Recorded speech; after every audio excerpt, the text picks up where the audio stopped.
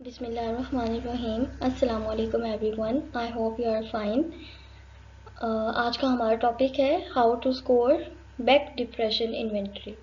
आज के लेक्चर में हम पढ़ेंगे कि बैक डिप्रेशन इन्वेंट्री है क्या, लेकिन हमारा मेन टॉपिक जो होगा वो ये होगा कि बैक डिप्रेशन इन्वेंट्री को आप कैसे स्कोर कर सकते हैं। तो चलते हैं हम अपने आज के लेक्चर की तरफ।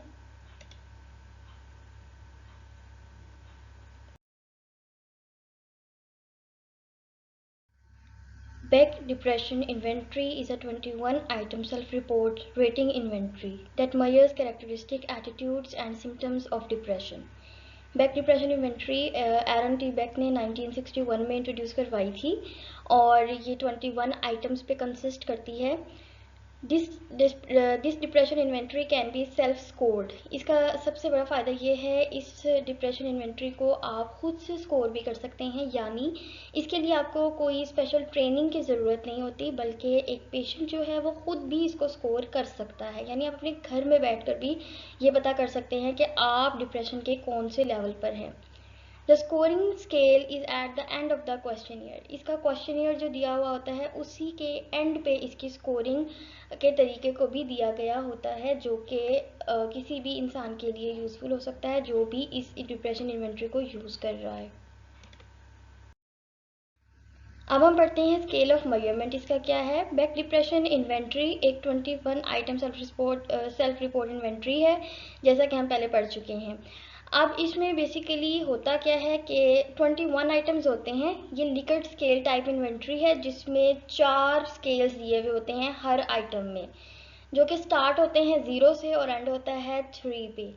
पेशेंट के पास 21 आइटम्स होंगे, ठीक है। उसमें हर आइटम में 4 ऑप्शंस होंगे, जिसमें से हर आइटम में एक ऑप्शन को वो सिलेक्ट करता है। जैसे कि एक पूरा आइटम मैंने यहाँ पर आपको दिखाया है और उसमें ये 4 जो हैं 0, 1, 2, 3 उसके आगे स्केल्स हैं या रेंज है। अब ये वैसे एक आइटम है और इसमें से ये 4 रिस्पॉन्सेज हैं, जिसमें से कोई एक जब वो सिलेक्ट करेगा तो इसका मतलब है उसने एक आइटम को जो है वो रिस्पॉन्स दिया है अपना। अब अगर पेशेंट कहता है कि मुझे बिल्कुल भी अनहैप्पीनेस फील नहीं होती है, तो यानी उसके अंदर डिप्रेशन की ये वाली अलामत नहीं है, तो वो क्या करेगा? 0 के ऊपर टिक या सर्कल कर देगा। अगर वो कहता है कि मुझे थोड़ी जो है वो अनहैप्पीनेस फील होती है, तो वो 1 को सिलेक्ट करेगा। और अगर पेशेंट ये कह देता है कि मुझे बहुत ज़्यादा अनहैप्पीनेस फील होती है, कि मतलब मुझसे वो बर्दाश्त नहीं होती, तो फिर वो 3 पे कर देगा। इसके बाद क्या होता है, जब इसी तरह 21 आइटम्स में हर 4 ऑप्शन में से एक एक को वो सिलेक्ट करता जाएगा, तो स्कोर करने से पहले आपने उसको सम अप कर लेना है। 21 आइटम्स के रिस्पॉन्सेज को सम कर लेना है। और बैक डिप्रेशन इन्वेंट्री का कट ऑफ स्कोर 63 है, यानी 63 से ज़्यादा सम नहीं होना चाहिए। अगर 63 से ज़्यादा सम आ रहा है तो वो सही नहीं होगा, ठीक है। इसमें अब क्या है, 4 हमारे पास रेंजेस दी गई हैं जो कि हमें बैक डिप्रेशन इन्वेंट्री के मैनुअल में दी गई होती हैं। Sum the responses of the patient and then compare that with BDI's given scale range. आपके पेशेंट के जो रिस्पॉन्सेज थे जिनका आपने सम ले लिया है, फॉर एग्जाम्पल फर्स्ट आइटम में उसने 3 को सर्कल किया और सेकेंड आइटम में उसने 2 को सर्कल कर दिया, तो यानी इन दोनों का सम क्या होगा? 5। इसी तरह 21 आइटम्स में जो उसके रिस्पॉन्सेज होंगे उसको आपने सम कर लेना है। इसमें 0 भी हो सकते हैं, तो ऑब्वियसली वो सम होगा ही नहीं। अब फॉर एग्जांपल आपके पेशेंट का स्कोर आता है 0 से 13 के दरमियान में, जैसे टोटल स्कोर उसका बन गया है 12, तो क्या है, वो 0 से 13 के दरमियान में आ रहा है। आपने मैनुअल में जाके चेक करना है। अब 12 0 से 13 के दरमियान में है, तो मतलब कंसीडर्ड मिनिमल रेंज, यानी डिप्रेशन बिल्कुल है ही नहीं, अगर है भी तो बिल्कुल मिनिमल रेंज में है।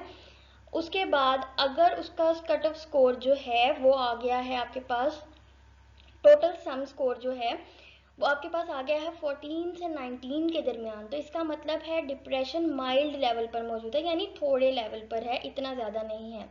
20 से 28 के दरमियान अगर आ गया है तो मॉडरेट डिप्रेशन है। अगर 29 और 63 के दरमियान आ गया तो इसका मतलब है कि आपका पेशेंट डिप्रेशन के सीवियर स्टेज पर मौजूद है इस टाइम, ठीक है। उसकी मेंटल स्टेट जो है वो डिप्रेशन में बहुत ज़्यादा आगे जा चुका है और उसे फ़ौरन ट्रीटमेंट की ज़रूरत है।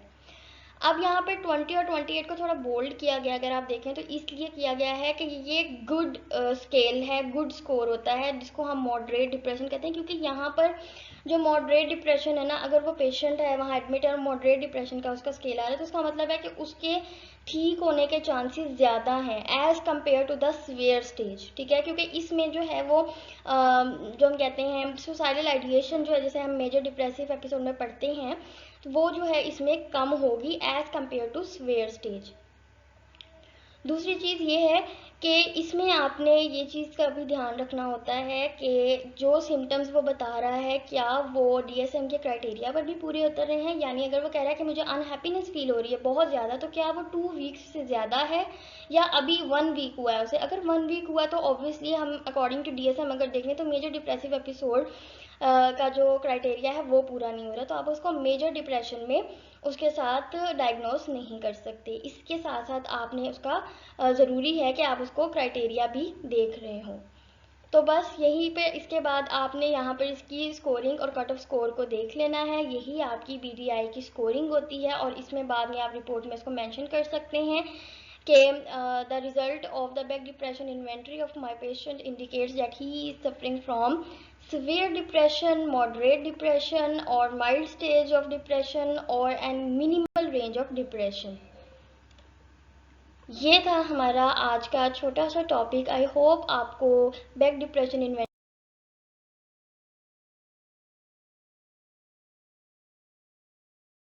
की समझ आई होगी, कैसे इसको स्कोर करना है। बहुत इजी सा ये एक टेस्ट है जो कि सिर्फ ट्रेनर ही नहीं, जो पेशेंट है वो खुद भी घर में कर सकता है। इसके अलावा आप कमेंट सेक्शन में मुझे और टेस्ट बता दीजिए जिनकी स्कोरिंग आप सीखना चाहेंगे, ताकि नेक्स्ट वीडियो में उन पर अपलोड करूँ। अपना बहुत सारा ध्यान रखिएगा। अल्लाह हाफिज़।